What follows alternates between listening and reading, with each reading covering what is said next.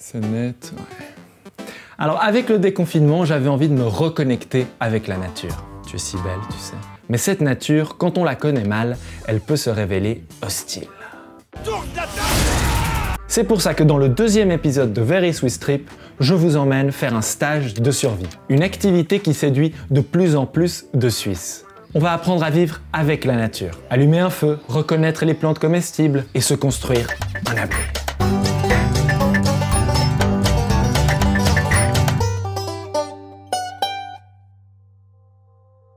Pour ce stage de 2 jours, je me suis rendu dans le Jura bernois, au cœur du parc Chasseral. Mon instructeur, Noé Thiel, je suis accompagnateur en montagne, j'organise des stages de survie. Enchanté. Le mot survie, je l'utilise parce qu'il est connu, mais je préférerais le terme de vivre sur la vie. Se dire avec moins ou avec différents amants, on peut vivre une belle expérience, une belle découverte. Avant de le rencontrer, il m'a envoyé une liste plutôt longue avec tout le matériel que je devais emmener avec moi. Alors il y a déjà le sac à dos, une bâche, 3 gourdes, dont une qui s'intègre avec une gamelle pour cuire les aliments, des gants pour manipuler ça sur le feu sans se brûler, un couteau suisse, de la corde, des sacs en tissu pour cueillir les plantes sauvages, un matelas, un sac de couchage, une boussole et j'ai besoin de nourriture. 1 décilitre d'huile, de la farine, de l'avoine, 200 g d'amandes, du sel, un citron. Et me voilà prêt pour partir à l'aventure. Vous rapprochez un peu du feu. Donc déjà, moi je voudrais tous vous souhaiter la bienvenue. Je vais vous donner des outils. J'espère que vous reprendrez plus tard quand vous irez vous-même passer des moments en nature. Le fil rouge de ce stage, pour moi, il est vraiment d'avoir du plaisir dans la nature. Pas combattre la nature, mais d'apprendre à la connaître pour pouvoir jouer avec. On commence par faire des galettes. La recette est simple, farine, eau et huile d'olive. Et pour la cuisson, c'est directement sur les braises.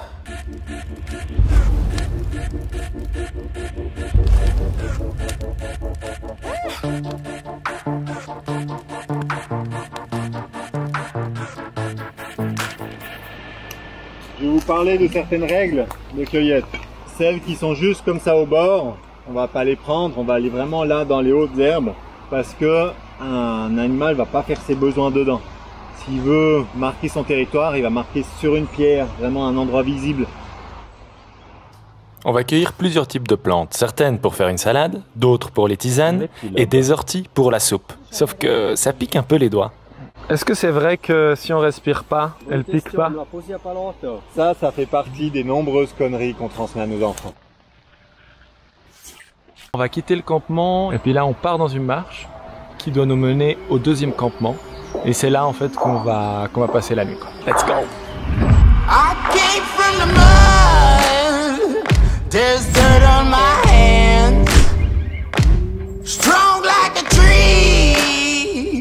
There's roots where I stand. Voilà la sueur de son dos. Il a fait son petit reportage. Bravo Guillaume. On a fait 2 heures de marche environ et là on s'installe dans le campement. On va enfin pouvoir manger notre salade et nos galettes. Ensuite, on va faire un feu avec une pierre à feu. Quelques étincelles vont suffire pour tout allumer.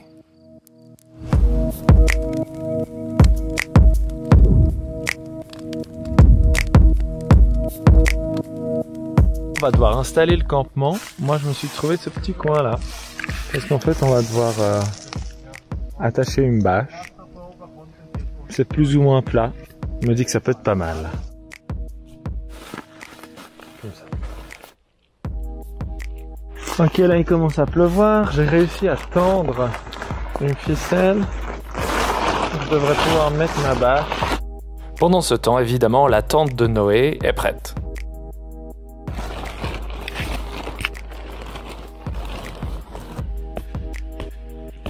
Je suis fier. On est en train de faire nos soupes près du feu. Soupe aux orties. Petite tisane aussi là. Et à la nuit tombée, c'est l'heure de se raconter des histoires. Il n'y a pas de secret, hein. C'est à force de raconter qu'on devient conteur.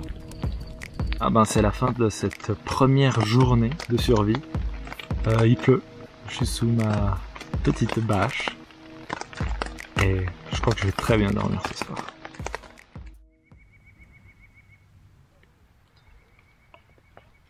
Donc ça c'est la recette de café. avec des glands de chêne. Après avoir pris le petit-déj, on est allé couper une grosse branche pour faire du bushcraft. Ça consiste à se fabriquer des outils avec du bois. Et moi, je me suis fait quoi? Allez, ça se voit, non? Que c'est une spatule. Après, on a appris à se repérer avec une boussole pour revenir à la maison. Ping! C'est par là. C'est déjà la fin de ces 2 jours. Et c'est aussi l'heure du bilan. Du côté des inconvénients, c'était trop court. J'aurais eu envie d'approfondir encore plus. J'ai eu trop froid pendant la nuit. Pour les avantages, eh bien ça m'a permis une belle connexion avec la nature. J'ai appris beaucoup de nouvelles connaissances. Ça m'a donné envie de dormir dans les bois de nouveau. En ce qui concerne le budget, la formation coûte 190 francs. Ce à quoi il faut ajouter 37 francs pour le trajet aller-retour en train avec le demi-tarif, 10 francs pour la nourriture, et puis pour le matériel, eh bien ça va dépendre de ce que chaque personne possède au préalable. Moi j'ai dû acheter la boussole, la corde, la bâche, la petite casserole pour cuisiner, le tout pour un total de 130 francs. Mais si vous devez acheter le sac à dos, le sac de couchage, le matelas, ça peut vite revenir plus cher. Pour ceux qui trouvent que ces aventures en nature manquent de confort, Séverine vous a préparé quelque chose. Alors Guillaume, on s'éclate dans la forêt? En tout cas, pour tous ceux qui préfèrent la belle vie à la survie, je vous suggère de suivre le prochain épisode où je vous emmène dans les Mayens de la Forclaz.